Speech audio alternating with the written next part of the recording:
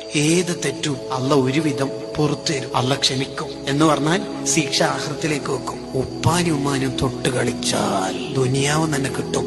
ഹാക്കിം ഇമാമിന്റെ മുസ്തദറക്കിൽ ഉദ്ധരിക്കുന്നതാണ്. ഉമ്മയില്ലാത്ത പോരങ്ങ ആലോചിച്ച് നോക്കി. ഉമ്മയില്ലാത്ത വീട്. ഉമ്മാന്ന് വിളിക്കാൻ പറ്റിയ ഒരാൾ പോരക്കുണ്ടാവൽ എത്ര വലിയ നിയമത്താണ്. ഉമ്മയില്ലെങ്കിൽ ആ പൊരയില് AC, അടിപൊളി ബാത്റൂം, കുറെ മാർബിൾ, ഗ്രാനൈറ്റ്, ഇതിനെ കൊണ്ടൊക്കെ കാര്യം. ഉമ്മാന്റെ മുഖം നോക്കിയാൽ തന്നെ സ്വർഗല്ലേ. ഉമ്മാന്റെ മുഖത്ത് നോക്കി അജുമ്രം ചെയ്ത കൂലിയല്ലേ. ആ ഉമ്മയില്ലെങ്കിൽ തീർന്നില്ലേ നമ്മളെ വീടിനെന്ത് പ്രകാശമുള്ളത്. അവര് കുറെ കാലം നമുക്ക് വേണം. ഉപ്പന്റെ ഉമ്മന്റെ പൊരുത്തമാണ്. ഉപ്പാക്കും ഉമ്മാക്കും 1 രൂപ കൊടുത്താല് ഇസ്ലാം പറയുന്ന കൂലി എത്രയെന്നറിയാം?